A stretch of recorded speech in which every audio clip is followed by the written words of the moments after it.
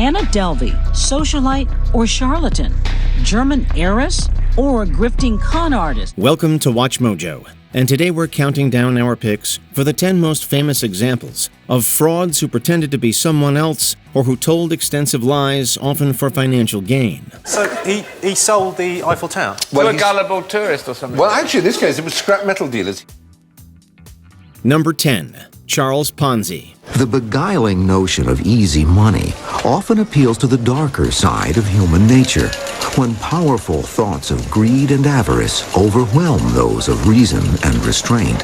Surely you've heard the term Ponzi scheme. This comes from Italian fraudster Charles Ponzi, who took his victims for about $20 million in the early 20th century. Basically, Ponzi ran a scam where he promised high returns on investments, but instead of making profits through legitimate business, he paid old investors using the money he received from new investors. Ponzi offered anyone a cut of the action if they invested money with him.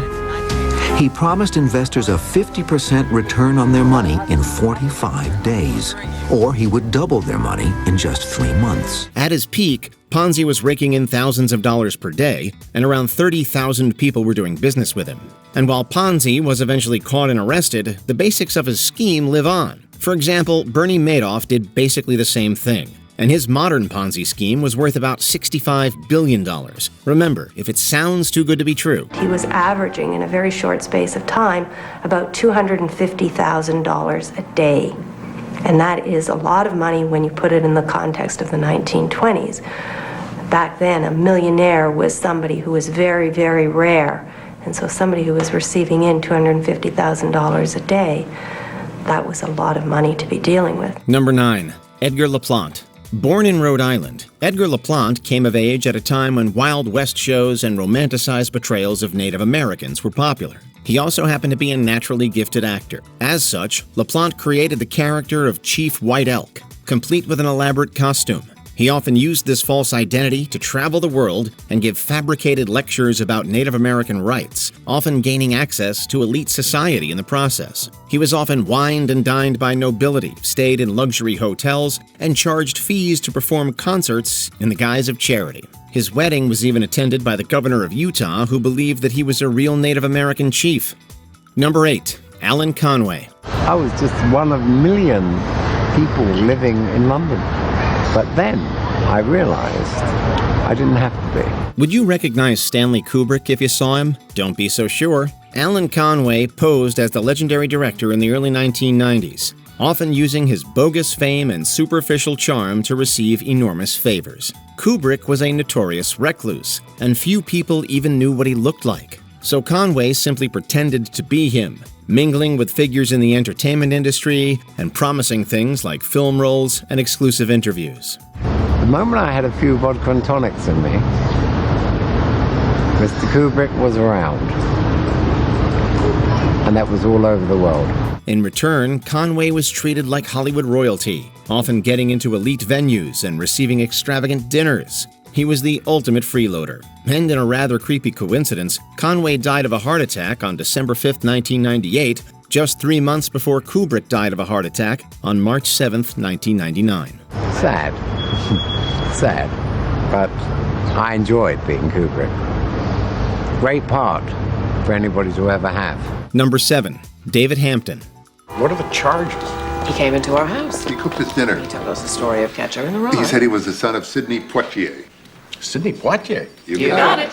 Was he? We don't know. A young boy with ambitions of fame, David Hampton moved to New York, and in 1983 he attempted to get into Studio 54. When the bouncer denied him entry, Hampton conceived of his now famous ploy. He told him that he was the son of actor Sidney Poitier. You're my father. I'm your son. I love you. I always have, and I always will.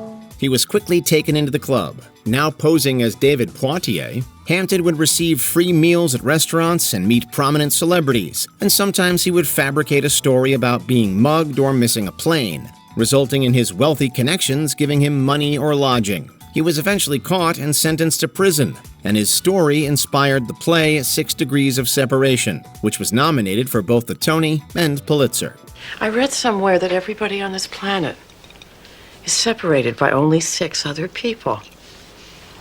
6 degrees of separation between us and everyone else on this planet. Number 6. George C. Parker. Do you know the term, "If you believe that, I have a bridge to sell you"? James Edward Kilkelly, yeah. APD thinks this is our mastermind. You believe that?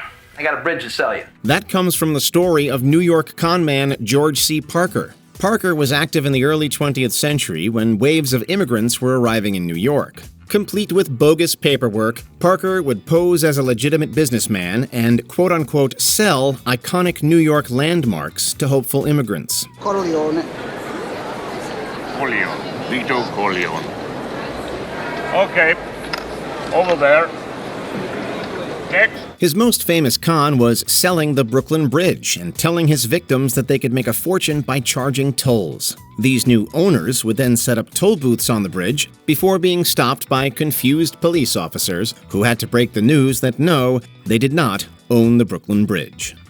Number 5. Gregor McGregor. Lumpaland, there's no such place. Excuse me, dear Mr. lady. Wonka, I am a teacher of geography. Oh, well, then you know all about it. As much as it may sound like one, Gregor McGregor is not a fake name.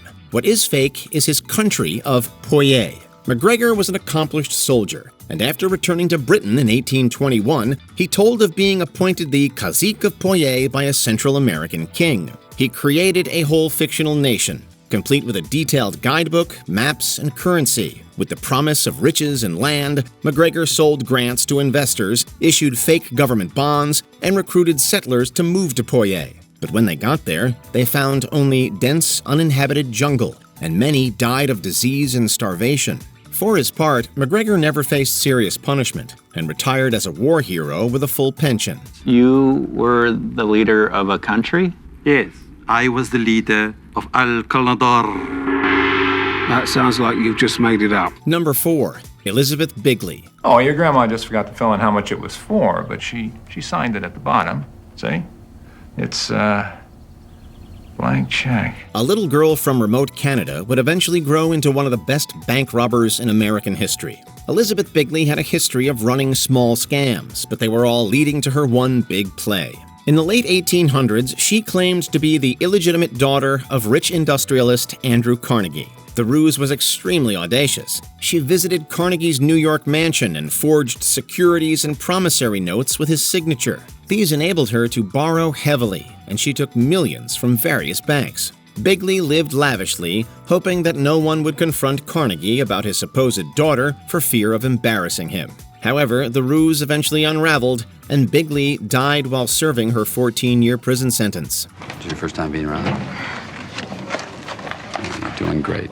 Just smile, Loretta, so you don't look like you're being held up. Number 3. Anna Sorokin.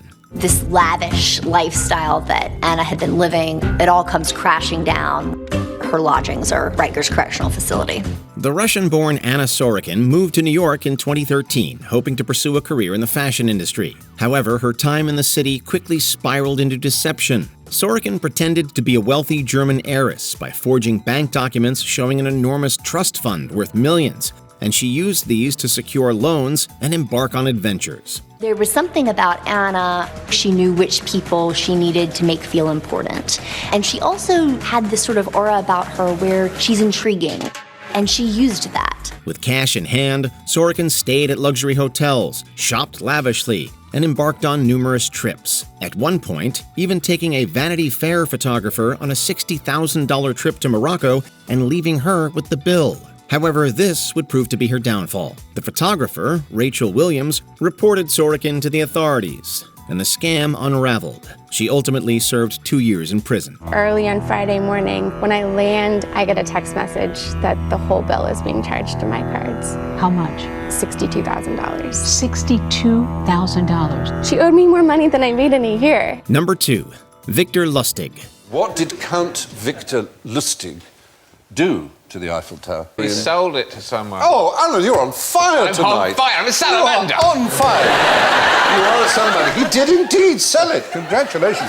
This master of deception was born in Austria-Hungary, but he ran cons all over Europe and the United States during the early 20th century. His masterpiece was the Eiffel Tower scam of 1925. The Eiffel Tower was in significant disrepair, and officials were considering its demolition. So Lustig posed as a government employee and contacted scrap metal dealers, claiming that the highest bidder would receive the tower. He claimed that he had the single right given to him by the Ministry of Posts and Telegraphy to the sale, and that he could personally decide who would get the scrap metal right. The winner was André Poisson, who gave Lustig around 70,000 francs. Lustig fled to Austria after receiving the payment, and deeply embarrassed, Poisson never reported the crime, so Lustig returned to Paris and tried it again. However, this one didn't work, and Lustig fled to America. He was eventually arrested and sentenced to 15 years in Alcatraz. And they both realized that as he was a French official, he could be bribed, and so they paid him a large bribe for the rights to it. Before we continue, be sure to subscribe to our channel and ring the bell to get notified about our latest videos. You have the option to be notified for occasional videos or all of them. If you're on your phone, make sure you go into Settings and switch on your notifications. Number 1. Ferdinand Waldo Demara. From 1964 to 1967, I successfully impersonated an airline pilot for Pan Am Airways, and I flew over 2 million miles for free. During that time, I was also the chief resident pediatrician at a Georgia hospital and an assistant attorney general for the state of Louisiana. Catch Me If You Can is a famous movie about Frank Abagnale. While supposedly based on a true story, it is wildly exaggerated. If you want a real story in a similar vein, look no further than Ferdinand Waldo Demara. Demara is known as the Great Impostor, having adopted identities as a naval surgeon, a prison warden, a monk, a college professor, and a hospital orderly. What seems to be the problem? Bicycle accident. Fractured tibia about 5 inches below patella.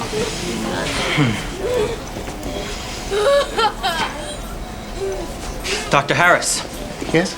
Do you concur? Demara could retain detailed information from textbooks and was highly skilled at manipulation, both of which allowed him to flourish under his new and assumed identities. And unlike many frauds, he wasn't driven by money, but in his own words, pure rascality, a fancy word for mischievous and dishonest behavior. I didn't cheat. I studied for 2 weeks and I passed. Is that the truth, Frank?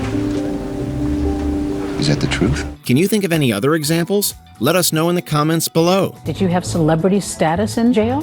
I definitely did, yes.